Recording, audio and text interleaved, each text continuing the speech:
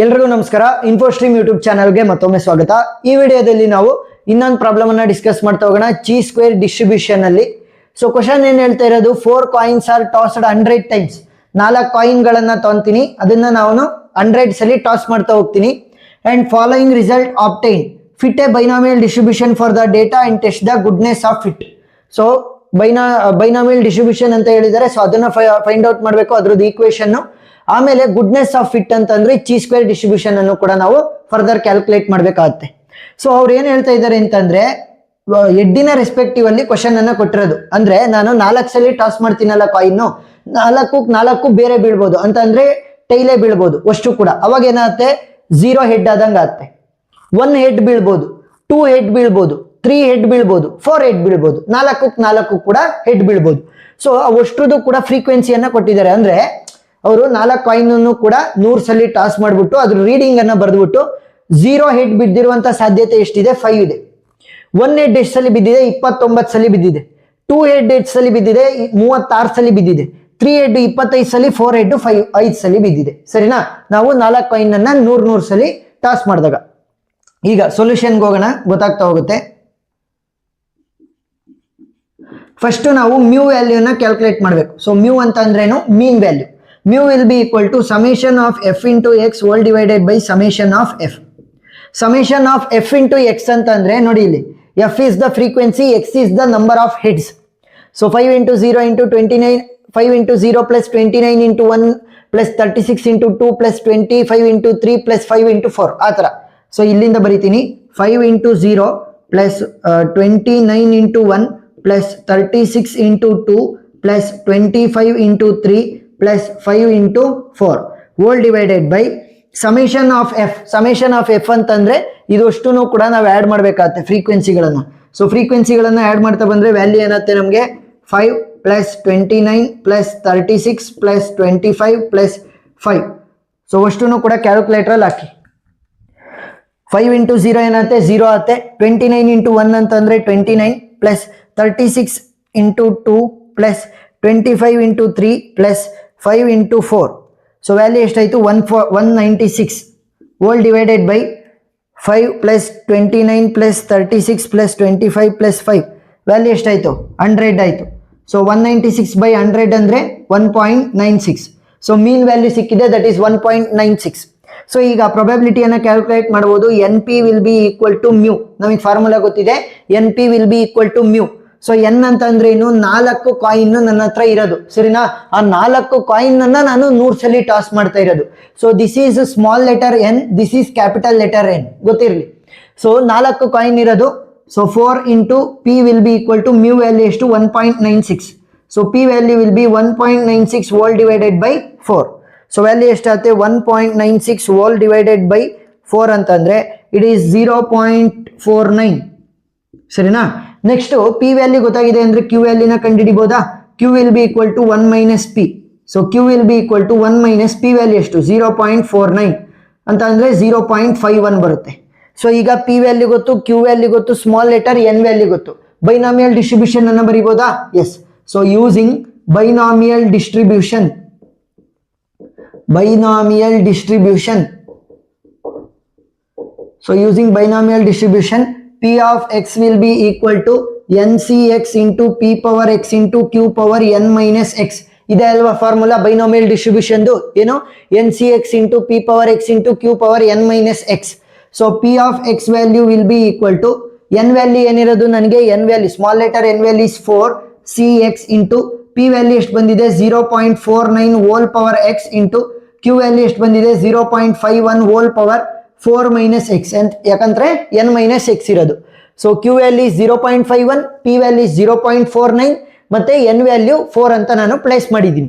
ಆದ್ರೆ ನನಗೆ ಬೇಕಾಗಿರೋದು ಪ್ರೊಬಬಿಲಿಟಿ ಡಿಸ್ಟ್ರಿಬ್ಯೂಷನ್, ನೋ, ನನಗೆ ಬೇಕಾಗಿರೋದು ಫ್ರೀಕ್ವೆನ್ಸಿ ಬೇಕಾಗಿದೆ. ಸೊ ಅದಕ್ಕೋಸ್ಕರ ಏನ್ ಮಾಡ್ತೀನಿ, F of X will be equal to N into P of X ಅಂತ ತಗೊಂತೀನಿ.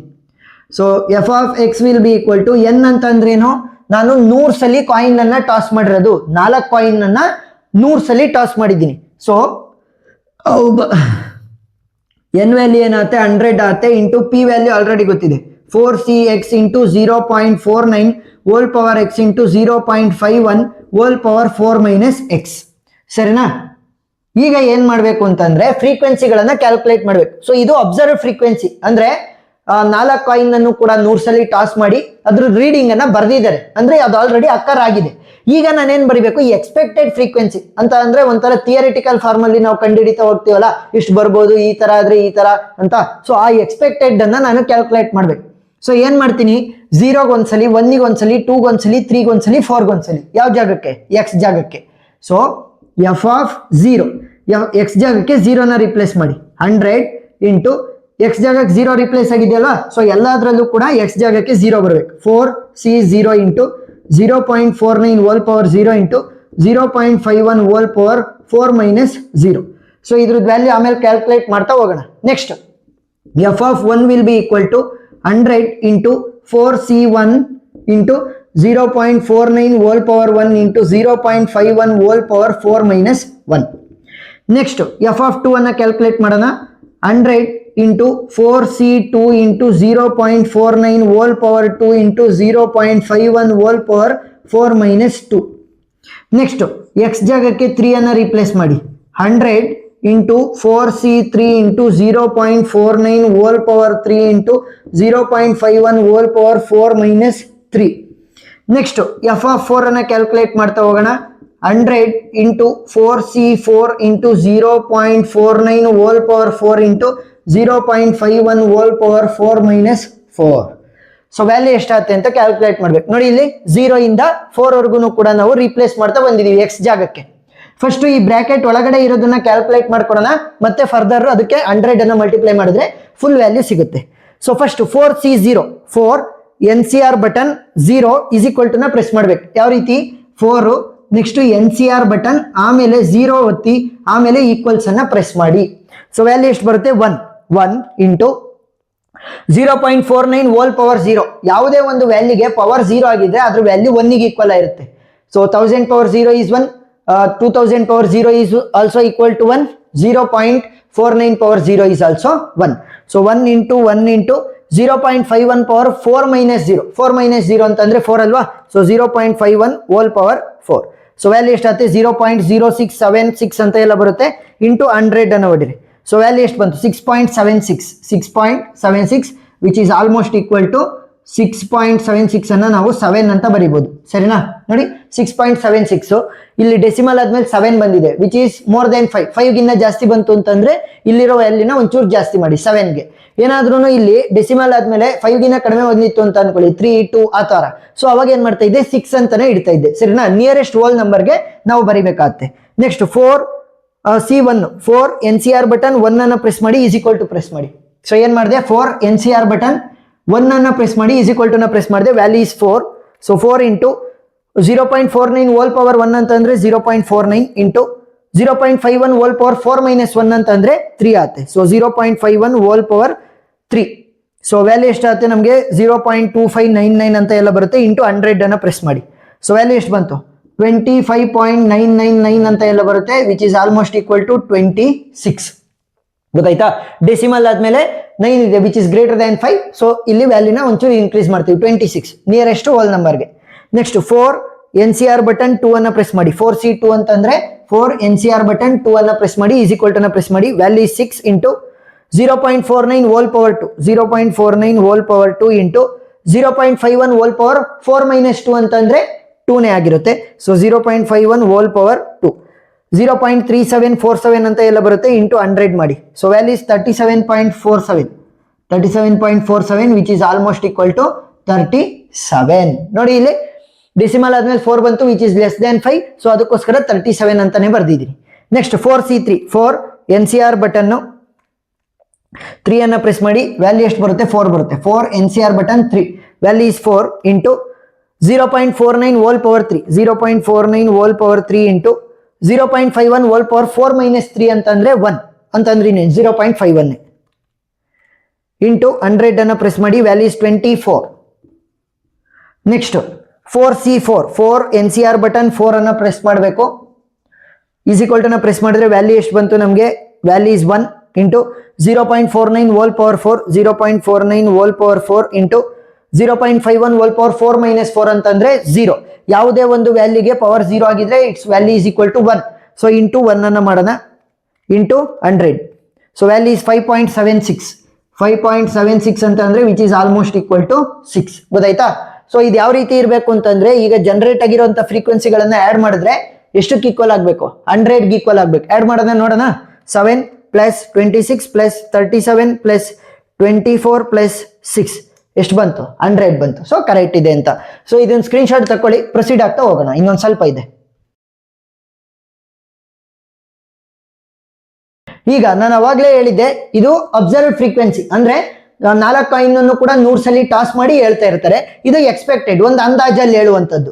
ಸೊ ಇವಾಗ ಡಿಫ್ರೆನ್ಸ್ ಅನ್ನ ಕ್ಯಾಲ್ಕುಲೇಟ್ ಮಾಡ್ಬೇಕಾಗತ್ತೆ. ಒಂದು OI ಅಂತಂದ್ರೆ ಅಬ್ಸರ್ವ್ಡ್ ಫ್ರೀಕ್ವೆನ್ಸಿ, ನೆಕ್ಸ್ಟ್ EI ಅಂತಂದ್ರೆ ಎಕ್ಸ್ಪೆಕ್ಟೆಡ್ ಫ್ರೀಕ್ವೆನ್ಸಿ. ನೆಕ್ಸ್ಟ್ ಏನ್ ಮಾಡ್ಬೇಕು? OI minus EI whole square ಅನ್ನ ಕ್ಯಾಲ್ಕುಲೇಟ್ ಮಾಡ್ಬೇಕಾಗತ್ತೆ. Next OI minus EI whole square whole divided by EI ಅನ್ನ ನಾವು ಕ್ಯಾಲ್ಕುಲೇಟ್ ಮಾಡ್ತೀವಿ. ಗೊತ್ತಾಯ್ತಾ? ಚಿ ಸ್ಕ್ವೇರ್ ಟೆಸ್ಟ್ ಅಂಡರ್ ಬರೋದಿದು. ಸೊ ಯಾವ ರೀತಿ ಸಾಲ್ವ್ ಮಾಡೋದು? ಫಸ್ಟ್ ಅಬ್ಸರ್ವ್ಡ್ ಫ್ರೀಕ್ವೆನ್ಸಿಗಳ ವ್ಯಾಲ್ಯೂಗಳನ್ನ ಬರೀತಾ ಹೋಗಿ. 5, 29, ನೆಕ್ಸ್ಟ್ 36, ನೆಕ್ಸ್ಟ್ 25 ಮತ್ತೆ 5. ನೆಕ್ಸ್ಟ್ EI ಎಕ್ಸ್ಪೆಕ್ಟೆಡ್ ಫ್ರೀಕ್ವೆನ್ಸಿ ಎಷ್ಟು ಬಂದಿರೋದು? f(0)ಗೆ 7 ಬಂದಿದೆ. ನೆಕ್ಸ್ಟ್ f(1)ಗೆ 26, f(2)ಗೆ ನಮಗೆ 37, f(3)ಗೆ ನಮಗೆ 24 ಬಂದಿದೆ, f(4)ಗೆ ನಮಗೆ 6 ಬಂದಿದೆ. ಸೊ ಇವಾಗ ಏನ್ ಮಾಡಬೇಕು? OI minus EI whole square. So 5 minus 7 ಅಂತಂದ್ರೆ -2 ಹೋಲ್ ಸ್ಕ್ವೇರು. ನೆಕ್ಸ್ಟ್ 29 ಮೈನಸ್ 26 ಅಂತ ಅಂದ್ರೆ 3 ಹೋಲ್ ಸ್ಕ್ವೇರು. 36 ಮೈನಸ್ 37 ಅಂದ್ರೆ -1 ಹೋಲ್ ಸ್ಕ್ವೇರು. 25 ಮೈನಸ್ 24 ಅಂತ ಅಂದ್ರೆ 1 ಹೋಲ್ ಸ್ಕ್ವೇರು. 5 ಮೈನಸ್ 6 ಅಂತ ಅಂದ್ರೆ -1 ಹೋಲ್ ಸ್ಕ್ವೇರ್. ಸರಿನಾ? ಸೊ ಇವಾಗ ನೋಡಿ, ಇಲ್ಲಿ -2 ಹೋಲ್ ಸ್ಕ್ವೇರ್ ಅಂತ ಅಂದ್ರೆ ವ್ಯಾಲ್ಯೂಸ್ 4, 3 ಸ್ಕ್ವೇರ್ ಅಂದ್ರೆ 9, -1 ಹೋಲ್ ಸ್ಕ್ವೇರ್ ಅಂದ್ರೆ 1, 1 ಸ್ಕ್ವೇರ್ ಅಂತ ಅಂದ್ರೆ 1, 1 ಸ್ಕ್ವೇರ್ ಅಂತ ಅಂದ್ರೆ 1. ಸೊ ಈಗ ಏನ್ ಮಾಡ್ಬೇಕು? OI minus EI whole square value ಸಿಕ್ಕಿದೆ, ಅದನ್ನ EI ಇಂದ ಡಿವೈಡ್ ಮಾಡ್ಬೇಕು. ಅಂತ ಅಂದ್ರೆ ಇದು ಅಷ್ಟನ್ನು ಕೂಡ ಇದರಿಂದ ಡಿವೈಡ್ ಮಾಡ್ಬೇಕು. 4/7 ಆತರ. ಸೊ ಕ್ಯಾಲ್ಕುಲೇಟರ್ ಯೂಸ್ ಮಾಡಿ. 4 ಡಿವೈಡೆಡ್ ಬೈ 7 ವ್ಯಾಲ್ಯೂ ಎಷ್ಟು ಬರುತ್ತೆ ನಮಗೆ? 0.571. ನೆಕ್ಸ್ಟ್ 9 ಡಿವೈಡೆಡ್ ಬೈ 26 ವ್ಯಾಲ್ಯೂ ಎಷ್ಟು ಬಂತು ನಮಗೆ? 0.346. ನೆಕ್ಸ್ಟ್ 1 ಡಿವೈಡೆಡ್ ಬೈ 37, 1/37 ವ್ಯಾಲ್ಯೂ ಎಷ್ಟು ಬರುತ್ತೆ? 0.027. Next 1 divided by 24 value is 0.0416. 41 ಸಾಕು, ಡೆಸಿಮಲ್ ಆದ್ಮೇಲೆ 3 ತೊಗೊಳ್ಳಿ ಸಾಕಾಗುತ್ತೆ. Next 1 divided by 6 value is 0.166. So ಇವಾಗ ಏನ್ ಮಾಡ್ಬೇಕಾಗತ್ತೆ ಅಂತಂದ್ರೆ ಚಿ ಸ್ಕ್ವೇರ್ ವ್ಯಾಲ್ಯೂನ ಕ್ಯಾಲ್ಕುಲೇಟ್ ಮಾಡ್ಬೇಕು. Chi square value will be equal to summation of observed minus expected whole square divided by expected frequency.